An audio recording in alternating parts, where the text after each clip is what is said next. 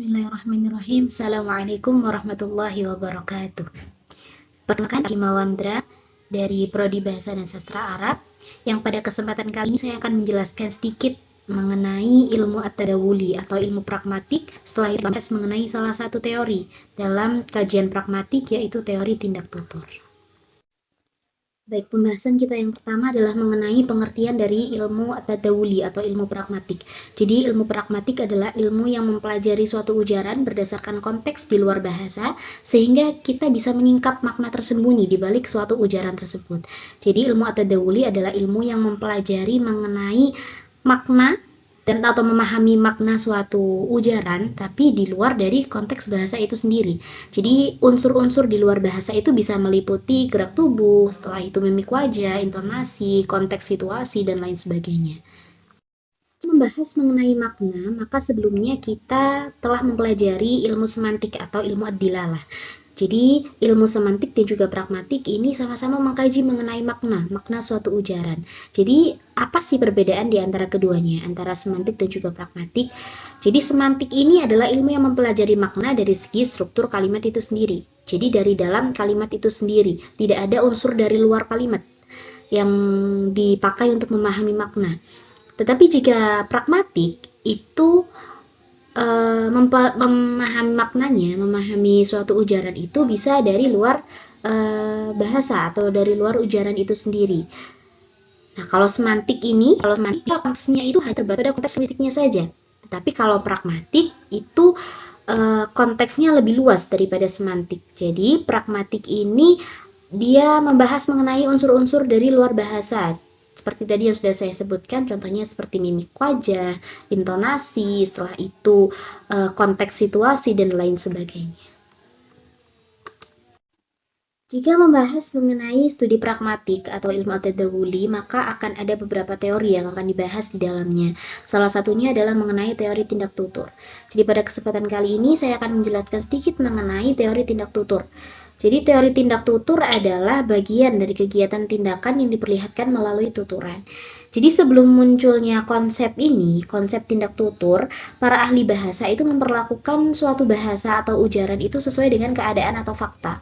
Jadi setiap ujaran itu harus dapat dibuktikan dengan kebenaran. Jadi dengan adanya kebenaran, apakah ujaran itu benar atau tidak. Namun tidak semua ujaran atau kalimat itu sesuai dengan kondisi kebenaran. Jadi tidak semua kalimat itu memiliki fakta. Contohnya seperti kalimat jangan masuk atau jangan keluar. Nah, itu kan merupakan suatu kalimat, namun tidak dapat dibuktikan kebenarannya atau tidak bisa atau dia itu bukan termasuk dari teks deskripsi, melainkan teks perintah. Jangan keluar atau jangan masuk. Nah, karena adanya hal tersebut, maka muncullah teori tindak tutur ini.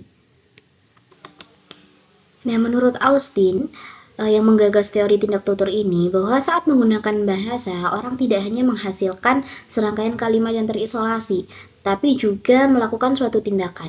Jadi di dalam tuturan yang dia katakan itu dia juga melakukan tindakan pada saat itu. Jadi setiap tuturan dia pasti merupakan suatu tindakan.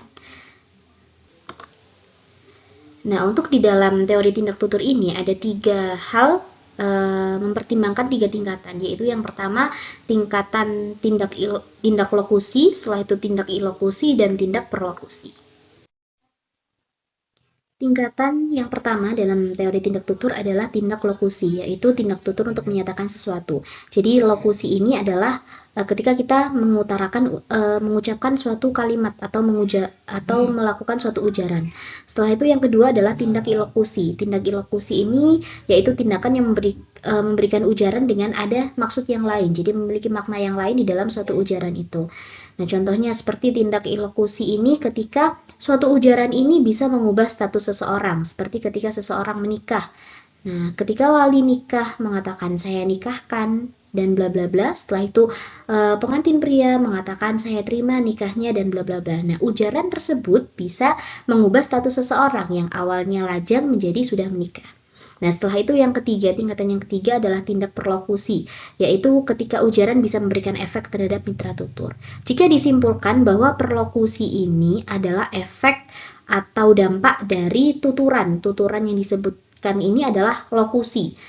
yang dituturkan dan di dalamnya ini mengandung maksud tertentu, yang di dalamnya ini mengandung suatu makna tertentu, yang dimana itu disebut dengan ilkusi. Mungkin sekian penjelasan yang dapat saya sampaikan. Apabila terdapat kekurangan ataupun kesalahan, saya mohon maaf. Syukran. Wassalamualaikum warahmatullahi wabarakatuh.